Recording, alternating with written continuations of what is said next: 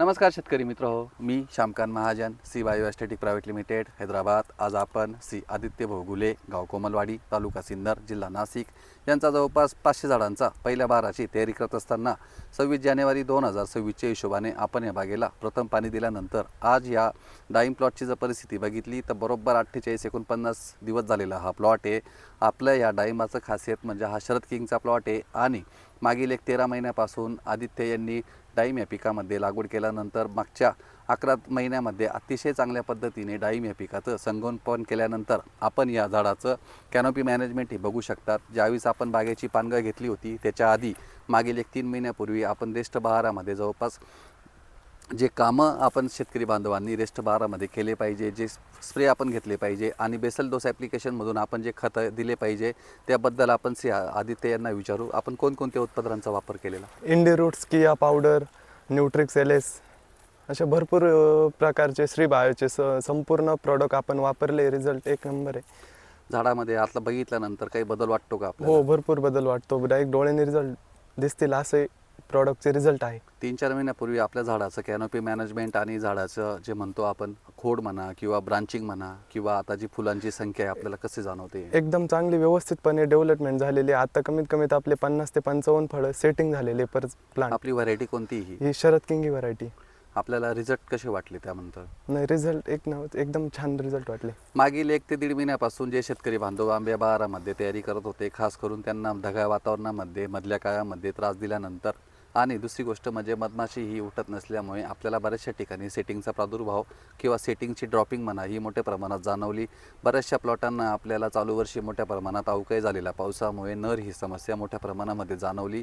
अशा वेळेस आपण ज्या शेतकरी बांधवांनी रेस्ट बहारामध्ये रेग्युलर स्प्रे घेतलेले आहे त्यानंतर रेस्ट बहारामध्ये शेणखत लावून आपण बेसल डोसच्या माध्यमातून इंडी रूट्स, क्रिया पावडर या खतांचा वापर केल्यानंतर ज्यावेळेस आपण बहार पकडला तर कोणत्याही प्रकारचे खते वापरलेले नाही आहे आदित्य यांच्या प्लॉटला.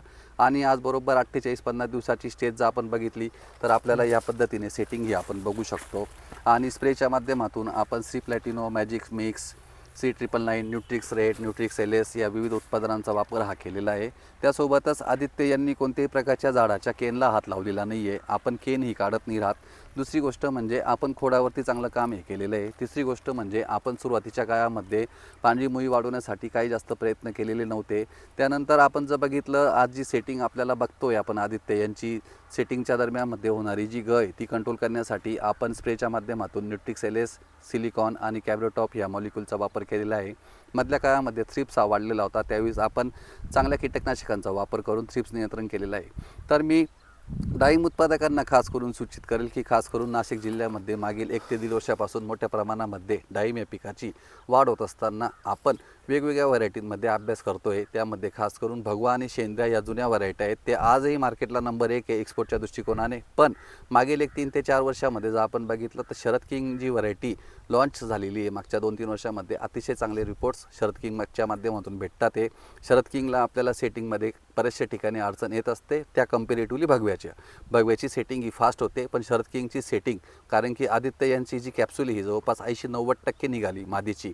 पण मधल्या काळात आपल्याला थोडीशी ड्रॉपिंग दिसली. त्या दरम्यान आपल्याला क्लायमेटमध्ये थोडासा चेंज मिळाला आणि टेम्परेचर चांगलं मिळाल्यामुळे आणि मधमाशीची साथ मिळाल्यामुळे आणि उत्पादनांचा वेळेस योग्य वापर केल्यामुळे अतिशय चांगल्या प्रकारची सेटिंग आणि पाठीमागून निघणारा बॅकअप हा अतिशय चांगला आहे. आपल्याला या 13 महिन्याच्या झाडामधून 60-70-80 जरी सेटिंग मिळाली आणि एक फळ 250-300 ग्रॅमचं जरी बनलं तरी 10 ते 12 किलो माल प्रति झाड आपण एक्सपेक्ट करू शकतो. जर आपण मोठे एक्सपेक्टेशन केले तर झाड आपण लवकर मारून टाकू.